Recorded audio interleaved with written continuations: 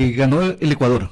Creo que la ciudadanía ha dado un mensaje fuerte, claro, en el sentido de que se identifica con una propuesta de seguridad que viene siendo ofrecida desde muchísimo tiempo atrás y que lamentablemente no se concreta. Y por nuestra parte, por nuestra organización política, también la satisfacción y la alegría de haber empujado el no a dos preguntas que considerábamos trascendentales en esta consulta popular, la del arbitraje internacional y la de el trabajo por horas. Entonces, nuestro análisis es de que el pueblo ha dicho y la ciudadanía ha dicho, lo ha manifestado con fuerza, no queremos que nuestro país se someta a tribunales internacionales para garantizar ganancias de grupos transnacionales o de empresas transnacionales. No queremos que se instale en el Ecuador una especie de esclavitud moderna a nombre de contrato por horas para la gente. Y queremos y exigimos seguridad. Nosotros nos habíamos calificado al Consejo Electoral para hacer campaña por las dos preguntas. Nosotros empujamos el no en las dos preguntas. De hecho, fuimos el único partido político que se inscribió para participar y apoyar el no en estas dos preguntas, junto a otras organizaciones. Que no era un no rotundo. No era un no rotundo. Habíamos dicho sí a la seguridad, que no implicaba tampoco llamar a votar sí por las preguntas. No nos podemos abanderar ni adueñar de triunfos ajenos, ¿no? Pero tampoco exigíamos a nuestra militancia que vote no en todo. Entonces, dejamos que la ciudadanía se manifieste efectivamente en que si necesitan expresar la voluntad de tener mayor y mejor seguridad, pues había que darle esa oportunidad al gobierno, había que exigirle más bien que el gobierno cumpla esa oportunidad.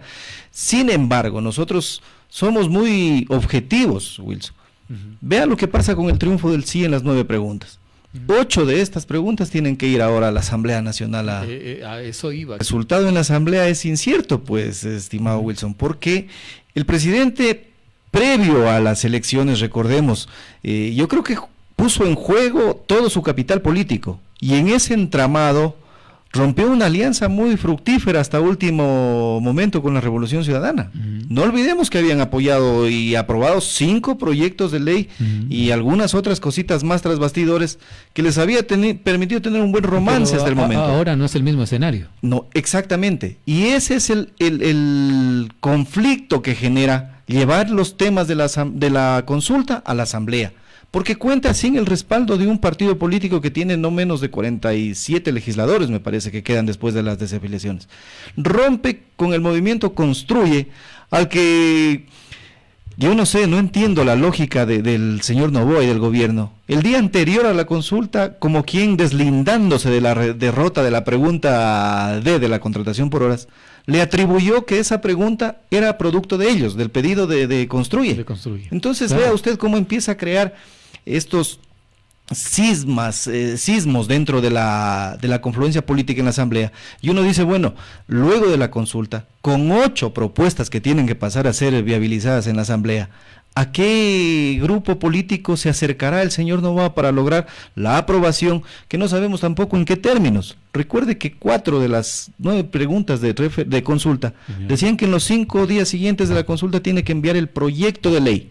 Y en la Asamblea, pues el proyecto de ley tiene que ser debatido, será modificado, no sabemos el texto y el contexto en que se vaya a debatir esta norma. Es decir, todavía estamos en la incertidumbre, en el limbo, Roberto. En el limbo, mi querido, personalmente le digo, yo había votado sí en 3 preguntas.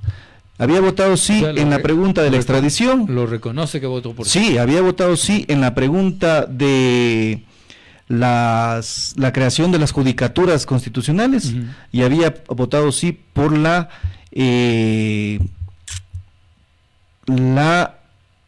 incautación de los bienes, pese a que no considero que sean y que vayan a solucionar inmediatamente las cosas, pero lo hacía en el sentido, mi querido Wilson, de que estos temas van a volver a debate ya para la siguiente elección presidencial, y usted va a volver a topar los mismos temas, los mismos actores, y quizá volvamos a votar a los mismos culpables de que estas soluciones que estamos queriendo proponer y actualizar ahora en el Ecuador no se hayan ejecutado. ¿Por qué no? discernió el pueblo ecuatoriano las preguntas, cómo identificó cuál es la que conviene para los derechos de los trabajadores, para los derechos de los pueblos y para la soberanía del Ecuador. Y ahí es importantísimo reconocer, saludar y agradecer la solidaridad, la generosidad con la que votó el pueblo del Ecuador, sobre todo el trabajador formal, que dice, bueno, si yo tengo acceso a ciertas condiciones y a ciertos derechos, es justo que el resto de ecuatorianos que quieran acceder a un trabajo lo hagan en condiciones también de dignidad. Y estimado Wilson, esa es la gran al gobierno. Pregunta, exactamente. ¿Qué le corresponde hacer al gobierno? Se crea una expectativa tan grande respecto de la solución de los problemas, que alguna vez lo habíamos discutido aquí. No era fácil, no es de fácil implementación el tema de la seguridad o la inseguridad como está combatiéndose y como está presentándose en el Ecuador. Tal vez los trofeos, membretes que aspira cierto sector de oposición, que ahora se jugó por todo no en esta consulta, parecían como cantos de sirena para encantar a ese sector de oposición, ¿no es cierto? A ese sector que pretendía que con la toma abrupta de una embajada y la puesta de un trofeo ahí iba a barrer en la consulta, que con el ofrecimiento de la extradición de delincuentes, no sé, de los más buscados, de lo que usted quiera, se va a solucionar el problema de la seguridad. Pero decía, yo había votado que sí en esas preguntas, sabiendo que en el debate del 2025, que es lo que se pretendió ahora de alguna manera ya influenciar con esta consulta, van a presentarse en el debate estos mismos temas y vamos a tener otra vez la oportunidad para identificar causas, orígenes y soluciones para eso. El gobierno va a empantanarse ahora en la Asamblea. Vamos a tener a las Fuerzas Armadas en las calles. Sí, y desde nuestro punto de vista es saludable para el tema de control de la inseguridad, pero preocupante para una organización política como la nuestra, que siempre ha estado defendiendo en calles, plazas, barrios, temas de derechos, temas de justicias. ¿Usted cree que va a haber represión? No me cabe duda. No me cabe duda. Por la política que hemos visto hasta ahora de implementación del gobierno de Noboa, creo que la expresión popular corre el riesgo de ser recriminada y reprimida y criminalizada como en gobiernos anteriores, como a los que se dice y pretende combatir. Según usted, se va a utilizar la fuerza de los militares para reprimir la lucha social. Nos ha dado muestras de que eso ha pasado. Lo hicieron ahora en las naves en Cotopaxi por el tema minero, para la implementación de una consulta ambiental, de un derecho de la ciudadanía. Entonces, esperamos entonces que el nuevo ministro de gobierno, por ejemplo, llegue con otros síntomas de mejorar el diálogo democrático en el Ecuador. Siendo así, las Fuerzas Armadas entonces sí deberían complementar el trabajo de la policía en el tema de seguridad y no prestarse para reprimir posiciones políticas legales que vayan en contra de tal o cual postura del gobierno. Nosotros, por ejemplo, tenemos un cuestionamiento serio ya al gobierno de Noboa, que pretende, a través de la proforma presupuestaria, entregar algunos campos de petróleo, campos petroleros al sector privado. Campos petroleros son rentables actualmente para el Estado, pero que están proformados para ser entregados. Entonces, nosotros estamos seguros que de llevarse eso a efecto, va a tener una respuesta en las calles por parte de nosotros, de los pueblos. ¿El 1 de mayo tienen previsto salir a lo mejor a las calles? Sí, nosotros saludamos y saludaremos siempre el 1 de mayo en honor al trabajador y a la trabajadora del mundo.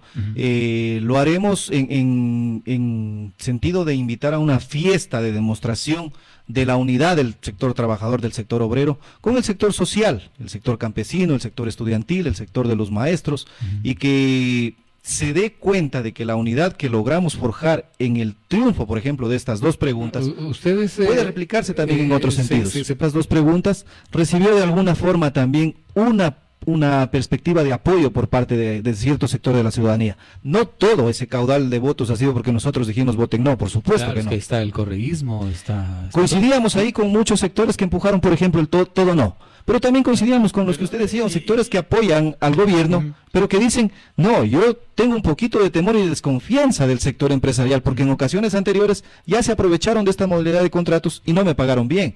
Yo tengo un poquito de desconfianza en que una empresa internacional le demande al Estado por incumplimiento de alguna norma y afuera nos toque pagar cantidades onerosas de recursos económicos. Entonces, sectores que están de acuerdo con la política, con algunos elementos de la política de Daniel Noboa, se sumaron al no también también en estas dos preguntas. Claro, claro. Eso lo decía algunos sectores, está también el correísmo, y como que no los veo a Unidad Popular sentados al lado de la Revolución Ciudadana, ¿o sí? No, para nada. Vea usted cómo marcamos diferencias. Nosotros fuimos claros y somos consecuentes desde el inicio de la campaña.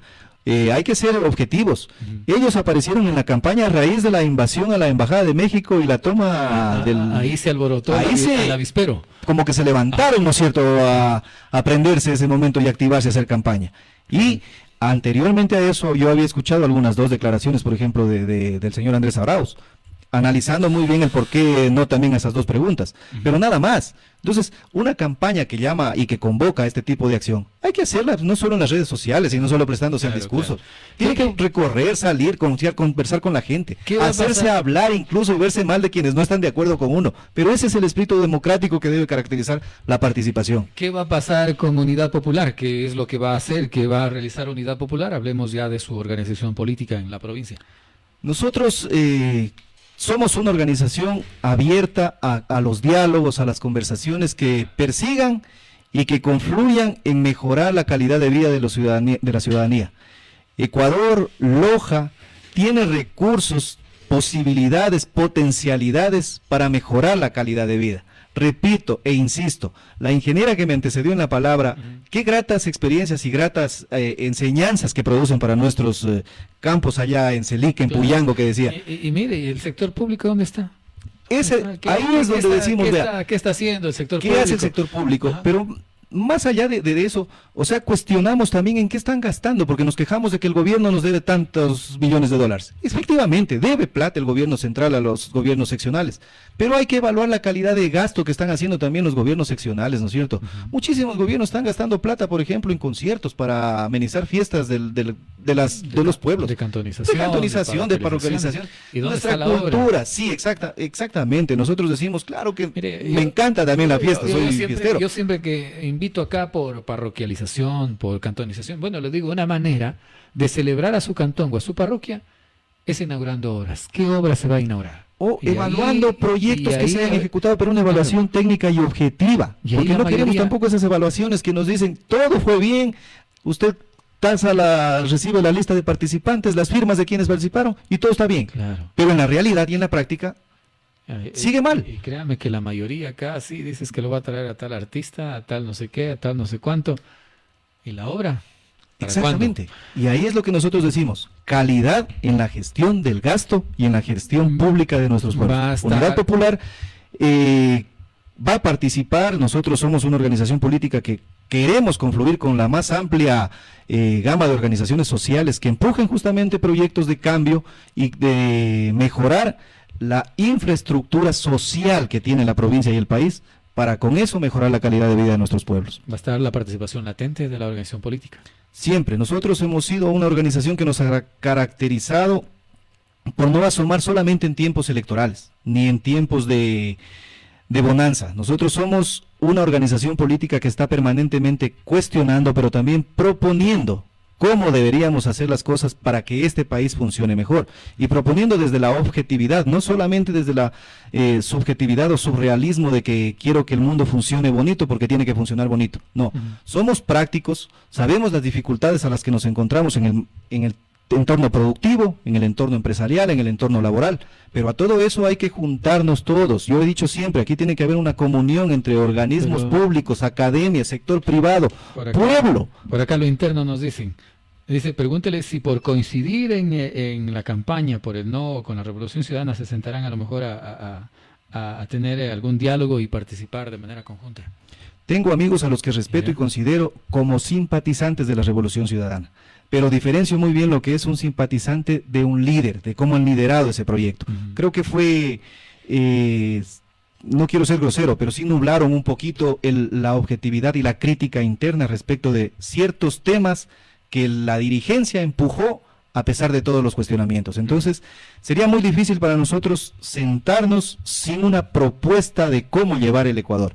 Creo que tiene que caminar primero en torno a eso. ¿Qué propone cada organización y cómo piensa implementar esa propuesta para llevar a cabo un gobierno mejor? Y sobre todo pensando en el país.